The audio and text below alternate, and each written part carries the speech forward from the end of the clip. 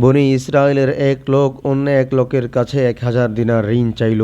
তখন যে ঋণ দেবে সে বলল, তুমি কিছু সাক্ষী এবং জামিনদাতা হাজির করো, তারপর আমি তোমার ঋণ তোমাকে দিব।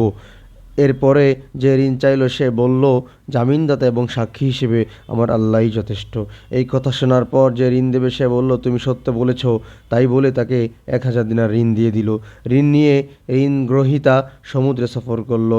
কাজ শেষ করে সে তার ঋণ পরিশোধ করার জন্য যানবাহন খুঁজতে লাগলো, কিন্তু কোনো যানবাহন পায়নি। তাই সে একটি কাঠ ছিদ্র করে কাঠের ভিতরে 1000 দিনার এবং একটি চিঠি ভরে কাঠের ছিদ্রের মুখটি লাগিয়ে সমুদ্রে ছুঁড়ে মারল এবং আল্লাহকে বলল, আল্লাহ, তুমি তো জানো আমি তোমাকে সাক্ষী রেখে এবং তোমাকে জামিনদার রেখে ওই লোকের কাছ থেকে 1000 দিনার নিয়েছিলাম, এবং সেই লোক তোমাকে সাক্ষী রেখে এবং তোমাকে জামিনদার হিসেবে পেয়ে আমাকে 1000 দিনার ঋণ দিয়েছিল। এবং তুমি তো জানো আমি যথাসাধ্য চেষ্টা করার পরও যানবাহন পাইনি, যার কারণে তার ঋণ যথাসময়ে পরিশোধ করতে পারতেছি না। আমি তোমার কাছে সোপর্দ করিলাম। অতঃপর কাঠের টুকরাটি সমুদ্রে ডুবে গেল।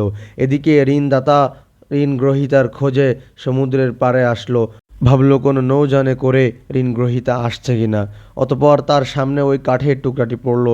সে তার ঘরের জ্বালানির জন্য কাঠের টুকরাটি তার কাছে করে নিয়ে গেল এবং ঘরে গিয়ে যখন কাঠের টুকরাটি চিরে ফেললো তখন দেখতে পেল ভিতরে একটি চিঠি এবং 1000 দিনার।